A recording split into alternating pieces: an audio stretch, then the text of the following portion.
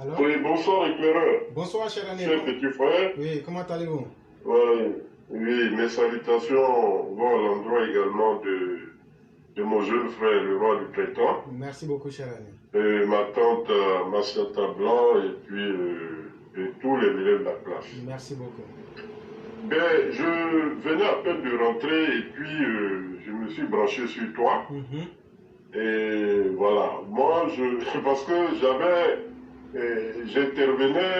voulu intervenir par rapport à la fermeté que le gouvernement devait prendre. Oui, oui. Et puis je suis tombé sur l'information que tu étais en train de développer. Mais moi, ça ne m'étonne pas. Hein. Ça ne m'étonne pas parce que non, c'est cela ici. Voilà. Et moi, je vais te dire, et comme je l'ai écrit tout à l'heure, il y a un ministre de la République bien précis, qui est bien nommément cité, ça fait 2 fois. Il y a 2 dames qui parlent de lui. Souvent, elles interviennent dans les trucs des gorges. J'ai suivi une première fois. Il y a une qui est intervenue et vous connaissez, bon, je vais dire des noms après, mais peut-être en aparté, je vais te dire, et qui est intervenue sur l'un des postes d'un gars, quand il parlait, elle a fait un commentaire, parce que quand on parlait de nos cadres, et puis elle a parlé de ça, de ce ministre en question. Elle a même parlé de sa morphologie. Voilà. Comment il est. Bon, ce même ministre, j'ai une dame que je connais, que vraiment, mais qui s'amuse même dans le salon à raconter, voilà. Alors, je dis là, ça devient un peu trop. Et comme on sait ça de beaucoup de nos cadres, tu sais, c'est tout à fait normal d'aimer les femmes. Mais je dis, et même nous-mêmes à notre niveau où nous sommes là, voilà, pour faire un pas vers une dame, une femme, on calcule. Mais tiens-toi bien, quand tu vois un responsable politique qui se trame à chercher des femmes sur les réseaux sociaux, à partir des réseaux sociaux, des profils, il regarde des profils et puis, allez, il se pose. Eh bien, ce genre de femme-là, quand vous allez avec elle, mais à quoi vous pouvez vous entendre? Si ce n'est qu'à des trucs comme ça, on va vous filmer. Mais leur problème aujourd'hui, là, beaucoup d'entre eux, c'est ça, en tout cas, c'est l'un des problèmes majeurs sur lesquels il faut mettre le doigt. C'est-à-dire, ils ont eu leur nudité quelque part. On brandit ça pour faire du chantage. Donc, on les soumissionne à des trucs bien précis qu'ils doivent faire ou bien se taire quand il le faut. Et là, eux tous pour la plupart, ils sont baignés dans ça. Alors donc, moi je dis c'est petit ça. C'est petit, c'est vraiment petit. Quand tu regardes, mais écoute, et puis un homme qui ne fait que mettre sa braguette devant. Même, tu vois, tu le vois, il passe à la télé, il est tout mignon, tout gentil, tout responsable. Mais lorsqu'il se retrouve avec des femmes, n'importe lesquelles, il devient tout petit là-bas, voilà, parce qu'il fait des clins d'œil partout, mais tu n'as aucune dignité. Tu n'as aucune dignité. Alors, c'est à ce genre de spectacle que nous assistons. Voilà. Et moi, tu vois, je ne veux pas... c'est vrai, aujourd'hui, le président, il nous fait pitié parce que, malheureusement, le président, il a été trahi par la confiance qu'il a placée dans ses cadres, dans ses enfants. Tu comprends? Mais, quelque part, moi, je lui retrocède lui-même une partie de ce qui lui arrive. C'est-à-dire, lui-même, il en est quelque part un peu co-responsable. Pourquoi? Tu sais, on a toujours critiqué le président par rapport au cumul de postes. Que le président, je ne sais pas. Et lui-même, souvent, il critiquait cela. Il nous disait non, qu'il y avait... Et lui, il va s'en démarquer. Voilà. Mais quand on arrive à des élections, c'est lui-même le président reconduit. Mais non, mais moi, je ne peux... ça fait des années que ça dure. Mais on ne peut pas, ça ne s'explique pas. Un individu. Mais on ne peut pas dire parce que le ministre, parce qu'il est ministre, il a de l'argent, alors donc c'est lui qui doit être, parce qu'il y a un financement à faire. Le parti ne peut pas aider les cadres qui sont là-bas. Même il y a des simples individus qui se sont tant battus pour le parti, qui ont fait des sacrifices énormes pour le parti depuis des années. Et ceux-là dans les régions, mais quand un cadre arrive, un cadre qu'on a recruté comme ça sur le tas, qu'il soit il était avant au PDCI, ou bien il était nulle part, mais qu'après, bon, par ses compétences, on l'a récupéré. Il vient au RHDP. Ce cadre-là, quand il retourne dans sa région, il va merder. Ceux qui se sont battus, qui ont perdu leur patrimoine, une partie de leur patrimoine, hein, pour défendre les idéaux du RDR à l'époque. Ceux aujourd'hui ont tout perdu. Mais le président, quand il faut choisir, on laisse ces gens-là au profit de ces mêmes ministres ou quoi, DG, fabriqués de toutes pièces en un jour. Mais je dis, c'est ce qui n'est pas normal. C'est ça qui a frustré les militants. C'est cette façon de faire qui a frustré les militants. Est-ce que pour qu'on ait un candidat à une élection précise, on a besoin de milliards? Mais le parti n'est-il pas là pour aider, par exemple, quelqu'un qui serait dévoué depuis au parti et qui est prêt à corps et âme, il s'est toujours donné pour le parti. Le parti ne peut pas aider ces individus-là pour battre campagne. On ne peut pas obliger les cadres-là, puisque c'est leur raison, d'aller aider ces gens-là et à sortir d'une menace, arrangez-vous pour que ceux-là gagnent, parce que s'ils ne gagnent pas, c'est que c'est toi qui en es responsable. Alors ils vont aller se battre pour que ces gars-là soient élus. Mais c'est pas ça l'assiste. Alors, un individu, il est ministre. Quand les législatives arrivent, il va, il se présente. Et donc, il est député. Alors donc, les jeunes gens qui sont là-bas, qui se battent pour le RSDP, depuis des années durant, alors on les écarte, parce que lui, quand il devient député, puisque étant ministre, il va falloir qu'il laisse la place à quelqu'un d'autre, alors lui, il prend son bras droit, il laisse ceux qui se saignent pour le parti, et puis il donne à son bras droit qui, ce dernier, fait son travail. Tu comprends? Mais c'est ce qui est anormal, c'est le cumul toujours qui est là. Et à la mairie, quand on arrive aux élections locales, mais c'est encore la même chose. C'est le même individu encore. Mais comment on peut avoir une panoplie de cadres bien garnis, bien fournis? On ne peut pas. Parce que c'est le même qu'on reconduit. Alors quand on le reconduit, mais qu'est-ce qu'ils deviennent? Ils deviennent des hommes, ben voilà, on fabrique des hommes tout puissants. Alors qu'ils se croient et tout permis, qui décident, même souvent ils vont jusqu'à menacer nos militants. Alors quand ces militants-là refusent d'accepter leur dictat et eux ils décident de se présenter en indépendant, ben, on les menace et ils vont jusqu'à leur dire on va leur bloquer les comptes bancaires, non, ils font tout ça, il y a des cas bien précis. Même Kafana le fait, même Kafana, il faut dire les noms, même Kafana le fait, Kafana l'a fait à des cadres. Kafana l'a fait à des cadres méritants. Mais eux, et souvent on lui donne terrain, on lui donne des trucs. Non, le président, il faut qu'il ouvre grandement les yeux. Moi, j'ai défendu Kafana ici, à une période. Même si j'ai une fois dit, il faut qu'on donne le parti à Kafana. Mais je dis, vraiment, c'est décevant tout là-dessus à quoi nous en sommes. Le président est mal entouré. Alors, Dieu merci, ben, un malheur n'arrive jamais seul. Voilà, à travers cette crise du Mali, là, si le président peut faire un peu peau neuve autour de lui, il faut qu'il fasse une razzia totale. Il faut que le président regarde ceux qui se battent et qui se battent depuis longtemps pour lui. Il faut qu'il regarde, il y a des compétences là-bas aussi, mais il faut qu'il regarde un peu en bas. Alors, la mort d'Amadou Gon a été, franchement, il faut reconnaître, ça il faut le reconnaître, a été une douleur terrible pour le président. Parce que le président avait tout confié à Amadou Gon. C'est lui qui connaissait les hommes, c'est lui qui devait, voilà. Malheureusement, quand lui il est décédé, ça a été un gros trou autour du président. Bon, en bas, bon, on pouvait faire l'affaire, bon, mais Amadou Gon a un niveau quand même plus élevé. Alors, depuis la mort d'Amadou Gon, il faut reconnaître, aujourd'hui, le président, il a abandonné à son truc sur lui-même. Il ne sait plus à qui faire confiance. Regardez un peu tout ce qui se passe, les audios, voilà, du président qui sont captés hein, par des individus hein, que le président lui-même a fabriqué. Il a fabriqué.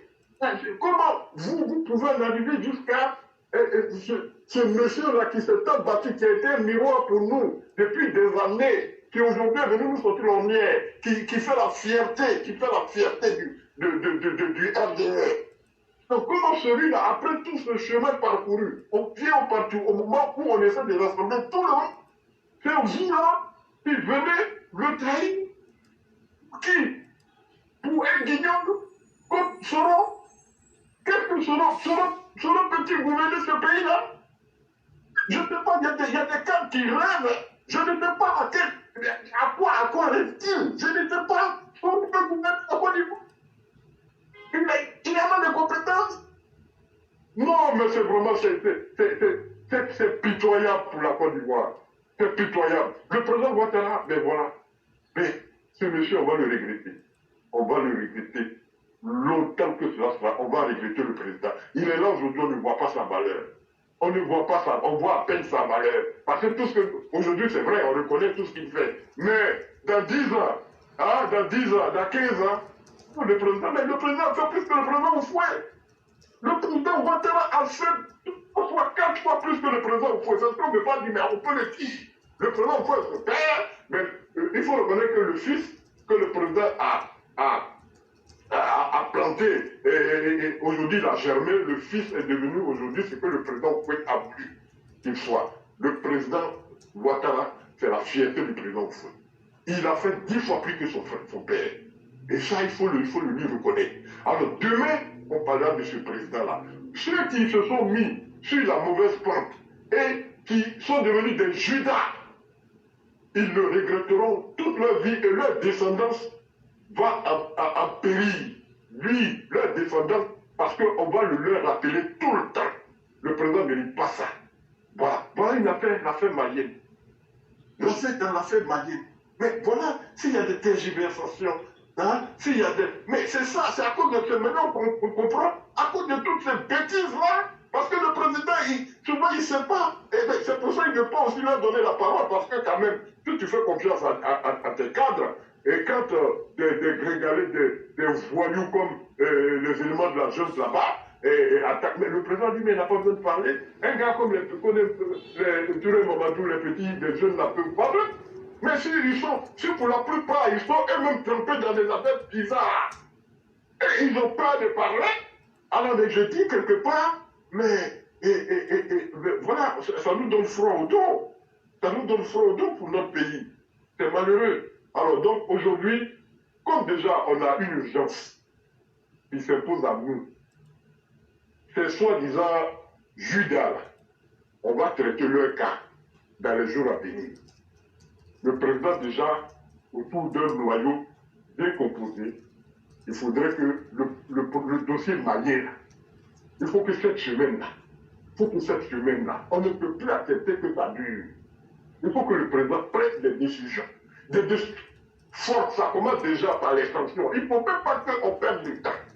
Voilà. Aujourd'hui, la confiance à l'ONU, tout le monde a vu qu'on a raison. Le président aujourd'hui ne peut plus prendre des décisions aussi difficiles, soit-elles, et puis les gens vont le condamner. Personne, tout le monde le comprendra. Voilà. Donc, il doit le faire. On attend du président la fermeté dans ce dossier. Et après, quand on va finir avec ça, l'opposition ivoirienne qui est dans un jeu bizarre, on les voit venir tout le temps. Le président, il leur a toujours pardonné. Ça, il va falloir que ça s'arrête. Ça suffit. Ça suffit. Voilà. Il faut mettre un bémol à tout ça. Il faut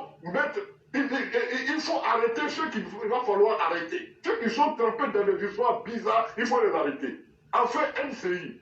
Alors là, je reviens à NCI, la chaîne de télévision NCI. Alors moi, je ne sais pas ce que cette chaîne-là veut. Hein.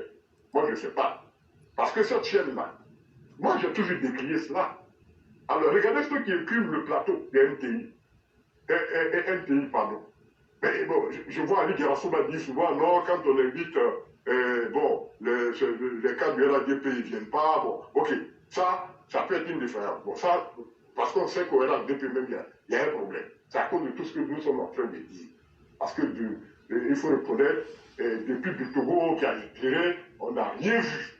On n'a rien vu. Il avait tout mélangé. Aujourd'hui, c'est le tour à l'Assemblée nationale, c'est bien, il n'a qu'à quitter là.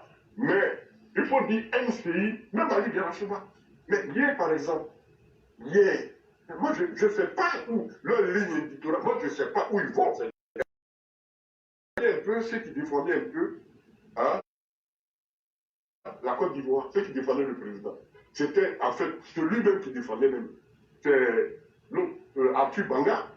Arthur Banga qui hier, moi-même, bon, il était dans le premier. Aujourd'hui, Arthur Banga, avec tout ce que le président a fait, ce monsieur-là, il a mis un démon dans. Regarde ce qui était hier, hier, c'est le troisième mandat, il s'agissait. Hier, ce n'était pas du troisième mandat, ce n'était pas le thème, ce n'était pas le sujet. Alors, Ali Diarra n'a pas été capable, voilà, d'interpeller sur le plateau ceux qui étaient en train de vouloir développer ça. Le troisième mandat, le troisième mandat. Dans une période comme ça aussi sensible. À vous de vérifier le troisième mandat. Que un certain Zozo malien aurait dit à l'ONU. Vous venez de côté. Oui, le problème, c'est qu'ils mettent son même niveau qu'un coup d'état militaire. Et puis ils veulent développer ça. Et sur le plateau, on est là, mais les cardiaques peuvent en mourir. Mais je te dis que c'est pour le. Et les gars développent vite, troisième mandat, c'est pas normal, lui, il faut regarder qu'il vit décrier hein, au sein de notre société. On en a marre, on est fatigué. On est fatigué parce que nous, les vrais militants, là, nous, les vrais militants, les RDL, là, quand on a su, chaque fois, on a mal au cœur. On a mal au cœur. On ne peut plus supporter. Alors nous, on. Voilà. Les pasteurs, aujourd'hui, les pasteurs, même eux, ils sont les plus virulents, les plus violents. Les pasteurs. Voilà. Les imams, même un imam, si tu vas arracher la femme d'un imam, il va te faire du mal. Si tu vas prendre l'argent de l'imam, tu vas à sa quête, tu as un problème avec le chef. Voilà, de l'armée. Et ça, il faut qu'il le fasse. Parce que quand même, l'armée, c'est l'armée. C'est quelque chose qui est... Il faut faire très attention. C'est vrai, aujourd'hui, cette armée-là est assez républicaine. Voilà, il y a des bêtises. Mais il faut que le président aussi, il faut quand même, c'est les soldats, c'est la République, c'est la Côte d'Ivoire qui est entre les mains, qui est en train d'être humiliée par des voyous. Par des voyous. Donc il faut déjà commencer les premières mesures pour réconforter tous les Ivoiriens pour dire, ah, voilà. Parce que l'opposition, là, veut pas, ils veulent endormir le président pour ne pas qu'il prenne des mesures futiles afin que les militaires se répiffent contre le pouvoir. C'est pour ça qu'ils sont en train d'endormir, non, on ne doit pas prendre des sanctions. Sur le plateau hier, mais majoritairement, ils ont dit non, les sanctions ne peuvent pas faire vaciller un pays où on a vu ça. Et vous voyez, ce qu'ils sont en train de mettre dans les oreilles des Ivoiriens, c'est-à-dire qu'eux, ils ne veulent pas comprendre. Si on ne prend pas des sanctions contre le Mali, on fait quoi? C'est le président Lafont qui ira s'agenouiller devant ces voyous-là, ou bien quoi? Qu'est-ce qu'eux veulent si on ne prend pas des sanctions? Et il raconte des conneries, le port, lui, le port va perdre des marchés. Mais écoutez, on ne perdra aucun marché. Si un voyou là va les dégager, et les autorités maliennes qui viendront par des élections au Mali seront obligées de composer la Côte d'Ivoire. Parce qu'on a les meilleurs autres. Le port d'Abidjan, avec tout ce qui est en train de se faire, les Maliens, parce que c'est le pays qui est le compétitivité, ils auront plus intérêt à venir en Côte d'Ivoire qui sera la route la plus facile à pratiquer parce que voilà, on aura le pont sec qui va se faire du côté de Ferquet, mais ça sera la distance la moins coûteuse pour eux. Et en Guinée, il y a quoi? Le port de Guinée, mais écoutez, il n'y a rien au port de l'intérieur du port là-bas, il n'y a rien. Mais on ne peut même pas comparer à la Côte d'Ivoire. Alors donc, vraiment ça, c'est le dernier de nos soucis. Ceux qui disent non, on va faire des marchés, c'est des conneries. C'est des conneries, il ne faut pas qu'on se base ces trucs. Demain, quand tu vois des autorités, la Côte d'Ivoire n'a rien contre le Mali, on n'est pas contre le Mali. Mais les autorités en place au Mali, mais une bonne partie de la France politique malienne est instruite. Ceux qui ont une culture assez élevée, ils ne sont pas avec ces Maliens-là, avec ces autorités-là. Mais il faut reconnaître qu'une bonne partie de la population les soutient. Voilà. Ça, il faut le reconnaître parce que tout simplement, le Malien même de nature, il a toujours été jaloux. Il a toujours été jaloux. il est jaloux de celui qui réussit, il est jaloux de lui-même, son propre frère là-bas qui réussit. Donc finalement, ce n'est pas là, du voisin qui réussit qui ne sera pas jaloux. Voilà. Donc vraiment, éclaireur, c'est ce que j'avais à dire, c'était mon cri de cœur. Il faut que le président, il faut l'amener, il faut que vraiment, à travers ce point, il faut amener le président à prendre des décisions aussi rapides que possible. 4 semaines, même si ça démarre. Voilà, je te fini. Merci. Vraiment, merci beaucoup, cher René. Et je crois que ce que vous avez dit, ça a été bel et bien émis et ça a été bien entendu. Oui. Vraiment, merci d'avoir dit ce que beaucoup pensent, mais qu'ils n'ont pas le courage de dire. Oui. Et toucher les vrais points Oui, pour que des solutions concrètes soient trouvées. Parce qu'à un certain moment, la parole, la diplomatie ont déjà fait leur preuve. Et nous estimons qu'après le mardi, on doit être capable de montrer qu'on a du répondant. Oui. C'est vraiment très important et c'est ce que vous avez dit. Vraiment, merci beaucoup. Oui, oui, merci à vous. Merci beaucoup. Vous passez une excellente soirée.